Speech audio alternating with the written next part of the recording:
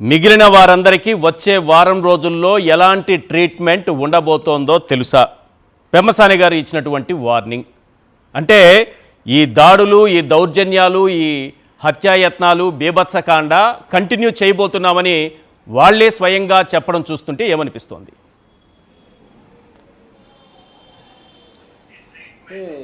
ఈవేళ తెలుగుదేశం పార్టీ నాయకులు అందరూ కూడా ఒక అహంభావంతో అధికారం మన చేతిలో ఉంది, ఏం చేసినా చెల్లుబాటు అవుతుంది అనేటువంటి ఒక అధికార దర్పంతో మాటలు మాత్రమే కాకుండా చేతలు కూడా చేసి చూపిస్తూ ఉన్నారన్న. అయితే వీళ్ళు గుర్తుపెట్టుకోవాల్సింది ఏంటంటే మనం ప్రజాస్వామ్య దేశంలో బ్రతుకుతా ఉన్నాం. ఇదేమి హిట్లర్ రాజ్యం కాదు, లేకపోతే వాళ్ళు రాచరిక పాలన ఏం కాదు. ఇదేమి అంటే రాచరిక వ్యవస్థలో లేం మనం. సో వీళ్ళు మాట్లాడేటటువంటి మాటలకి బహుశా ఈవేళ తాత్కాలికంగా వాళ్ళు కాస్త ఒక పైశాచిక ఆనందాన్ని పొందొచ్చేమో, కానీ అల్టిమేట్గా ప్రజలు అనేటువంటి వాళ్ళు ప్రతి వీళ్ళ యొక్క మాట్లాడేటటువంటి మాటలు కానీ చేసేటటువంటి చేష్టలు కానీ గమనిస్తూ ఉంటారు, ప్రతిదాన్ని కౌంట్ చేస్తూ ఉంటారు. దానికి తిరిగి ఓటు అనేటటువంటి దాంతోనే సమాధానం చెప్తారు. బహుశా ఇవాళ ఏదో రామారావు గారి ఇంటి మీద దాడి చేసాం, ఇంట్లో ఉన్న ప్రతి వస్తువుని ధ్వంసం చేసాం, ఇంట్లో కార్లకు నిప్పంటిచ్చాం అని చెప్పి ఒక రాక్షసానందం పొందొచ్చు. కానీ దీనికి సరైనటువంటి జవాబుదారీ రేపు ప్రజలు చెప్తారు ఏ రకమైనటువంటి జవాబు చెప్పాలనేది. ప్రత్యేకించి నిన్న మీరు స్టేట్ వైడ్ నిన్న అంబటి గారి పరామర్శ కోసం మీరు వెళుతున్నప్పుడు మిమ్మల్ని అడ్డుకున్నట్టున్నారు కదా పోలీసులు, హౌస్ అరెస్ట్ చేసినట్టున్నారు కదా. కానీ అంబటి రాంబాబు గారి ఇంటి మీదకి 2000 మందిని పంపించగలిగినటువంటి పోలీసులు అడ్డుకోలేక చేతులు ఎత్తేసిన పోలీసులు పరామర్శకు వెళుతున్న వాళ్ళని మాత్రం హౌస్ అరెస్టులు చేస్తారు. నిన్న జోగి రమేష్ గారి ఇంటిపైన దాడి చేసిన వ్యక్తులకి స్టేషన్ బెయిల్ ఇచ్చి పంపిస్తారు. దాన్ని ఇప్పుడు మనం గమనిస్తే గవర్నమెంట్ మారిన దగ్గర నుంచి, కొత్త గవర్నమెంట్ ఏర్పడినటువంటి కూటమి ప్రభుత్వం ఏర్పడిన రోజు నుంచి కూడా ఒక పక్కన మిథున్ రెడ్డి గారి ఇంటి మీద దాడి జరిగింది. అవును.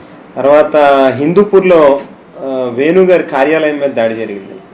నెల్లూరు ప్రసన్న కుమార్ రెడ్డి గారి ఇంటి మీద దాడి జరిగింది. ధర్మవరం పెద్దారెడ్డి గారి ఇంటి మీద దాడి జరిగింది. జోగి రమేష్ గారి ఇంటి మీద, అంబటి రాంబాబు గారి ఇంటి మీద, ఇట్లా చూసుకుంటూ వెళ్తే ఇవన్నీ కూడా చాలా ఆర్గనైజ్డ్ క్రైమ్ కింద పోలీసుల్ని కూడా ఇందులో ఇన్వాల్వ్ చేసి వాళ్ళ సమక్షంలోనే వాళ్ళ యొక్క సపోర్ట్తోనే ఇవన్నీ కూడా జరుగుతూ ఉన్నాయి. వీటికి డైరెక్షను నారా చంద్రబాబు నాయుడు గారు అలాగే లోకేష్ గారు ఇద్దరు కలిపి మినిట్ టు మినిట్ మానిటర్ చేస్తూ ఈ రకంగా చెయ్యండి, వాళ్ళని భయభ్రాంతికి గురి చేస్తే ఎక్కడ వైఎస్ఆర్ కాంగ్రెస్ పార్టీ శ్రేణులు బయటికి రాకుండా ఉంటారనేటువంటి ఒక ప్రయత్నం చేస్తూ ఉన్నారు. ముఖ్యంగా పోలీస్ వ్యవస్థ ఇవాళ ఒక తొత్తుల మాదిరిగా చంద్రబాబు నాయుడు గారికి భజన చేయడం, ఆయన ఏది అడిగితే ఆయనకి సలాం చేస్తూ ఆయన సాగిలపడి పనిచేస్తున్నటువంటి పరిస్థితి చాలా స్పష్టంగా కనిపిస్తూ ఉంది. ఒకటే పోలీసులకి అందరికీ కూడా చెప్తా ఉన్నది, బహుశా ఇవాళ సూర్యుడు అస్తమించవచ్చు, రేపు పొద్దున మళ్ళీ ఉదయిస్తాడు అనేటువంటి విషయాన్ని దయచేసి గుర్తుపెట్టుకోండి. మీకు జీతాలు ఇచ్చేది ఎన్టీఆర్ ట్రస్ట్ భవన్ నుంచో, లేకపోతే హెరిటేజ్ నుంచో, చంద్రబాబు నాయుడు గారి జేబుల్లోంచో, లోకేష్ గారి వ్యాపార సంస్థల నుంచో ఏమి ఇవ్వట్లే, ప్రజలు కట్టేటటువంటి పన్నుల నుంచి జీతాలు ఇస్తున్నారు. మీరు గవర్నమెంట్ అనేటువంటిది బహుశా ఈవేళ ఒకరు అధికారంలో ఉండొచ్చు, రేపు మరొకరు ఉండొచ్చు, కానీ లా అండ్ ఆర్డర్ని కాపాడాల్సినటువంటి బాధ్యత వారి మీద ఉంది.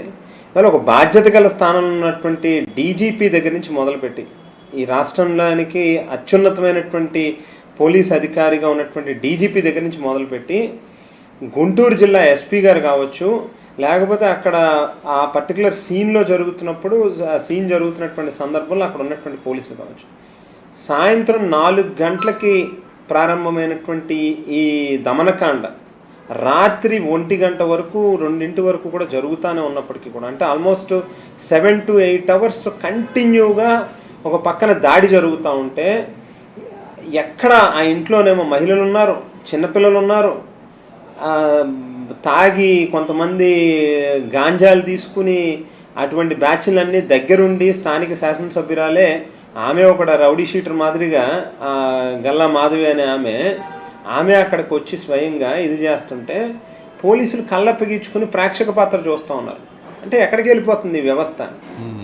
మీరు ఈ మొదలుపెట్టినటువంటి సాంప్రదాయం, ఈ సంస్కృతి అనేటువంటిది ఖచ్చితంగా రేపు మీకే తిరిగి బాల్ ఎంత గట్టిగా మీరు గోడకేసి కొడతారో రేపు తిరిగి మీకు అంతే గట్టిగా వెనక్కి వస్తుంది అనేటువంటి విషయాన్ని దయచేసి గుర్తుపెట్టుకోమని చెప్పి మాత్రం తెలుగుదేశం పార్టీ నాయకులు ఎవరైతే ఇవాళ అధికారంలో శాశ్వతంగా ఉంటామని కలలుగంటూ ఈ రకమైనటువంటి చేష్టలకి దారి తీస్తూ ఉన్నటువంటి ప్రతి ఒక్కరికి కూడా గుర్తు చేస్తూ ఉన్నాం.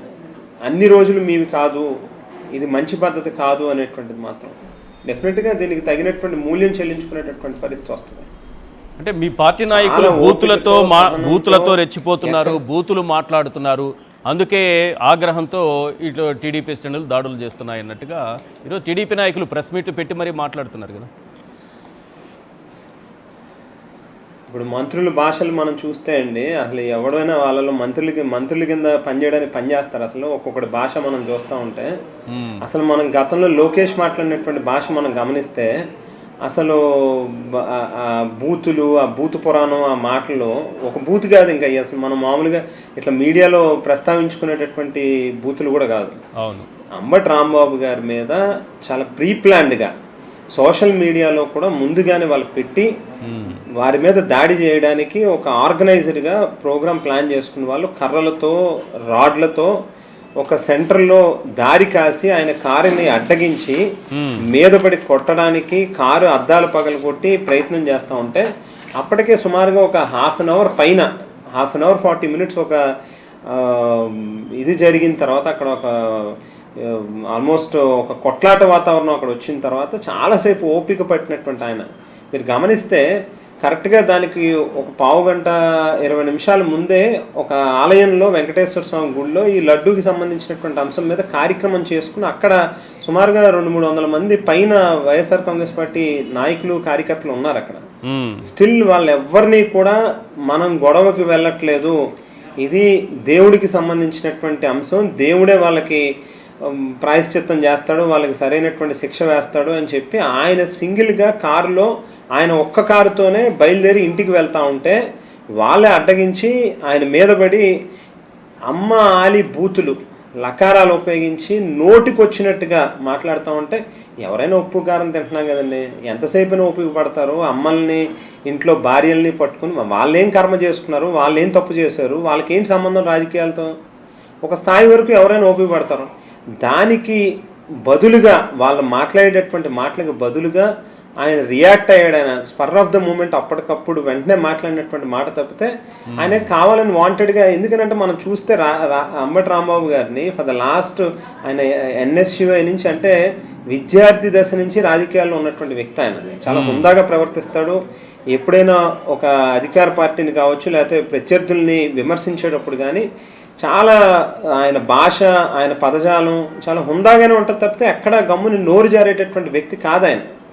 సో అక్కడ కూడా జరిగినటువంటి సంఘటనను బట్టి అప్పటికే ఆయన పచ్చి బూతులు మాట్లాడుతూ ఉంటే ఆయన్ని పట్టుకుని ఆయన దానికి రియాక్ట్ అయ్యాడు.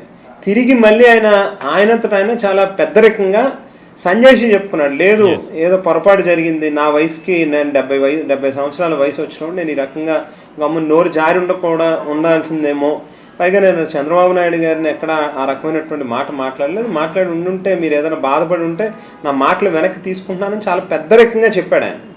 చెప్పి నేను ఇంకా ఏదైనా మీకు నా మీద కోపం ఉంటే చట్టపరంగా మీరు తీసుకునేటటువంటి చర్యలకి నేను వాటిని ఫేస్ చేస్తానని కూడా చెప్పాడు ఆయన. ఏదో ఆటవిక పాలనలో మనం ఉన్నట్టుగా ఇళ్ల మీదకి వెళ్ళి ఈ రకమైనటువంటి దాడులు చేయడం అనేటువంటిది ఏమాత్రం కూడా సహించదగినది కాదు. ఖచ్చితంగా ప్రతిదీ కౌంట్ అవుతా ఉండి ప్రజలు చూస్తూ ఉన్నారండి, ఇది ఏమాత్రం కూడా మంచి పద్ధతి కాదు. రైట్.